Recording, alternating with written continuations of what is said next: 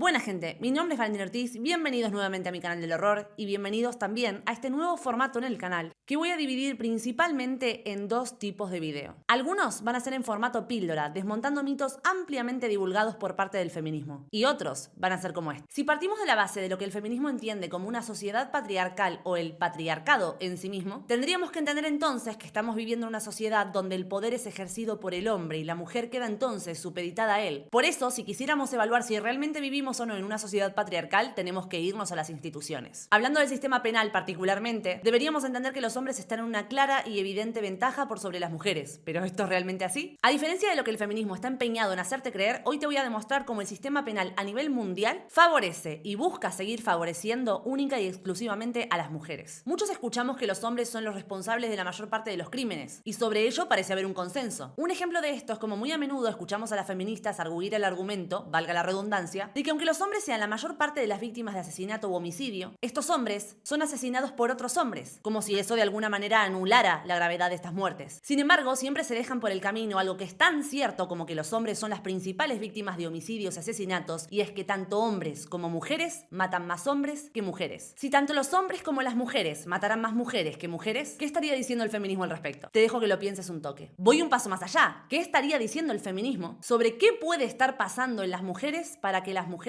se estén matando entre ellas? Pero en este video no nos vamos a dedicar a hablar del delito, sino de las consecuencias del delito. ¿Sabías que por el mismo delito y controlando otras variables, los hombres no solo terminan en prisión el doble de veces que las mujeres, sino que además reciben sentencias 63% más largas por el mismo delito? Esto se desprende de un estudio realizado por la profesora Sonja Vigestar en la Universidad de Michigan, titulado Estimating Gender Disparities in Federal Criminal Cases. Dentro de las mismas investigaciones, Starr, la misma profesora, encontró que las personas afrodescendientes reciben alrededor de un 18% de sentencias más largas por el mismo delito que las personas blancas. Y este hecho es considerado una prueba ineludible del racismo en el sistema judicial. Si un 18% de disparidad entre las penas es una muestra ineludible de racismo, entonces, ¿qué podemos decir del 63% de diferencia entre hombres y mujeres? Ahora pensemos, ¿esta no debería ser entonces evidencia suficiente de la desigualdad en detrimento de los hombres que existe en el sistema penal? Bueno, para muchos no lo es. A lo largo de todos estos años, muchos académicos, ONGs y medios de comunicación expresaron abiertamente su deseo de que las prisiones se conviertan en territorio exclusivo de los hombres. Naciones Unidas, a través de su resolución 65/229 del año 2011, titulada Reglas de las Naciones Unidas para el tratamiento de las reclusas y medidas no privativas de libertad para las mujeres delincuentes, o también más conocida como Reglas de Bangkok, fue quien lideró este reclamo. Las reglas de Bangkok de Naciones Unidas tienen más de 10 años de existencia. Vamos a repasar algunos de sus puntos más relevantes. El punto 5 alienta a los Estados miembros a aprobar legislaciones para establecer medidas sustitutivas del encarcelamiento y dar prioridad a la financiación de estos sistemas. El punto 6 alienta a los estados que ya dispongan de este tipo de políticas a compartir información para facilitar la tarea a otros estados que deseen implementar las mismas reglas. Si a vos te parece que esto puede sonar neutral, déjame que te lo aclare. Esta resolución se dedica exclusivamente a las mujeres en todos sus puntos. Así lo confirma el propio punto 10, donde la ONU, en sus reglas de Bangkok, solicita a la Oficina de las Naciones Unidas contra la Droga y el Delito que preste servicios de asistencia técnica y de asesoramiento a los Estados miembros que deseen elaborar estas medidas en el caso de las mujeres delincuentes. Mujeres, solo. Un argumento común para defender que estas medidas solo se propongan en el caso de las mujeres es que las mujeres pueden estar embarazadas o tener hijos pequeños, lo cual a primera vista podría parecer razonable. Sin embargo, el lenguaje que utilizan las propias reglas de Bangkok es bastante ambiguo. Se habla de mujeres delincuentes en general, excepto solo aquellas que hayan cometido delitos graves o delitos violentos. Y esta ambigüedad parece ser claramente deliberada, pero por suerte no nos tenemos que quedar con la duda, porque Daniel Jiménez, autor de Deshumanizando al varón, decidió contactar con Pat Carlsen, una profesora, editora en jefe del British Journal of Criminology, quien estudió estas reglas a fondo y además ofreció una conferencia sobre las reglas de Bangkok en la Universidad de Barcelona en el año 2012. Su respuesta fue clara: las medidas están dirigidas a todas las mujeres, independientemente de que sean madres o no. Esto significa lisa y llanamente que para las Naciones Unidas, a través de sus reglas de Bangkok, el deseo es que las cárceles se conviertan exclusivamente en territorio masculino, aun cuando ya representan el 90% de los encarcelados a nivel mundial. Pat Carlsen, además, refirió a Daniel Jiménez, este autor que le consultó, al Handbook of Women and Imprisonment, que también es un documento producido y expedido por las Naciones Unidas, pero que no fue traducido al español. Entre las páginas 103 a 105, explica detalladamente que se debe mantener fuera de prisión a las mujeres que hayan cometido delitos leves, hayan cometido delitos no violentos, que requieran tratamiento psicológico o médico, y también se aboga por mantener el número de mujeres embarazadas y madres en prisión al mínimo. Pero no existe un equivalente para los hombres. ¿Qué ocurre con los hombres que son padres, cuyas familias dependen de ellos, que se encuentran en tratamiento médico psicológico, o que hayan cometido delitos leves o no violentos, que de hecho son la mayoría? ¿Acaso ellos no se merecen este tipo de concesiones que sí se impulsan a ofrecer a las mujeres? Como les comentaba al principio de este video, este doble estándar queda aún más de manifiesto con los estudios realizados por la doctora Sonja B. Starr. Y si una diferencia de apenas del 18% es una prueba ineludible del racismo en el sistema penal, es muy interesante comparar estos datos con lo que ocurre con los hombres. Y uno puede pensar que esto es un documento de Naciones Unidas que sacaron en 2011 y que nadie jamás nunca le podría llegar a dar cabida. Bueno, te cuento que el apoyo a las reglas de Van Gogh han existido y siguen existiendo en todo el mundo. Las medidas discriminatorias contra los hombres en el sistema penal no solo son normalizadas, sino que además son aceptadas y aplaudidas. En Reino Unido, ONGs como Trust o Stop Optimist lideraron campañas para abolir las prisiones femeninas, basándose precisamente en el argumento de que la mayor parte de las mujeres están encarceladas por delitos no violentos. Sorpresa, como la mayoría de los hombres. En Estados Unidos, académicos como David W. Frank propusieron eliminar por completo las cárceles femeninas, todo a fin de evitar agresiones sexuales a las reclusas. No sé, David, pone un guardia más responsable, qué sé yo. Y por supuesto, esto David jamás lo va a proponer en la inversa, en las cárceles masculinas, donde existen tasas altísimas de agresiones sexuales. En México, por ejemplo, la ONG X aboga por que se libere a las mujeres que fueron encarceladas por delitos relacionados con las drogas, argumentando que fueron víctimas de pobreza o coerción. Sin embargo, por un lado, no se menciona que muchos hombres se enfrentan a las mismas condiciones socioeconómicas y, por supuesto, tampoco se menciona que dejar en libertad a las mujeres que sean encarceladas por delitos relacionados con las drogas lo único que va a generar es que se sigan captando más y más mujeres para cometer estos delitos. Total, no van a ir a prisión. Y al final, el resultado de todo esto es el que conocemos. Más del 90% de los reclusos en el mundo son hombres. Hombres que, al igual que las mujeres, tienen familias, hijos, madres, hermanos. Hombres que, cuando cometen los mismos delitos que las mujeres, no reciben comprensión, sino castigos más severos. Además, si tenemos en cuenta que la excusa que continuamente se arguye para defender el excarcelamiento de mujeres criminales, al ser mujeres solo es probable,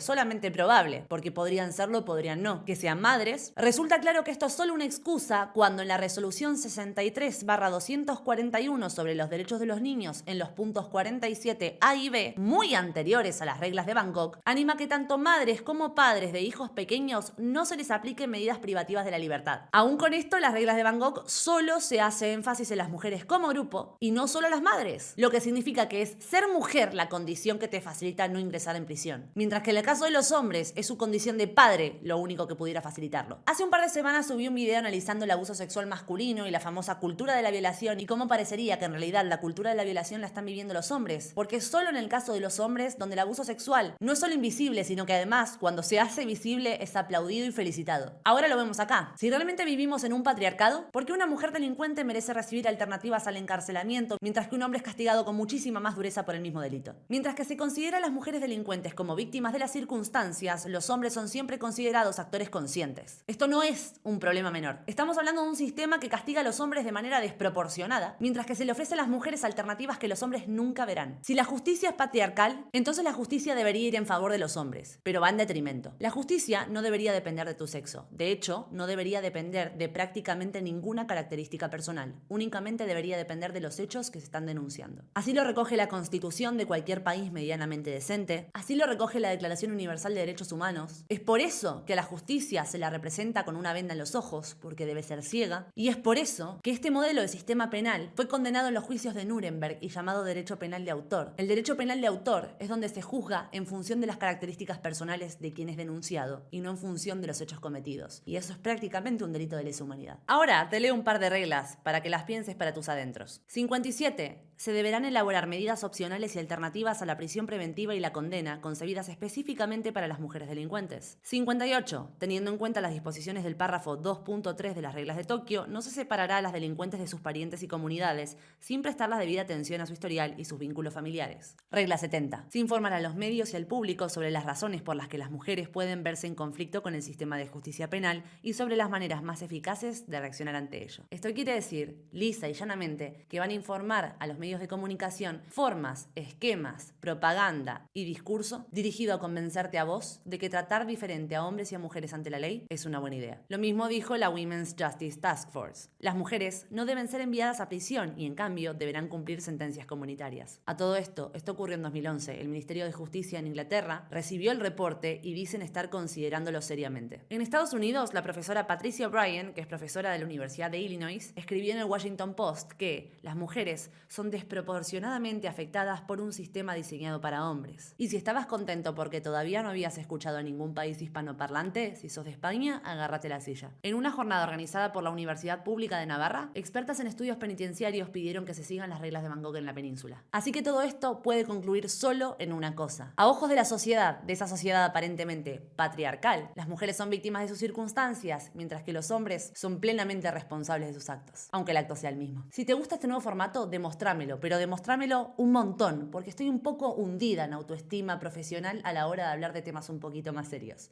y tengo ganas de recuperarla. Acá abajo en la descripción tenés los enlaces de todas mis redes sociales y las formas en las que puedes colaborar con el canal, y en el comentario fijado tenés el enlace a mi servidor de Discord, a mi canal de difusión en Telegram y a mi canal de Kik. Eso no cambió. Los amo, cabezas de pollo.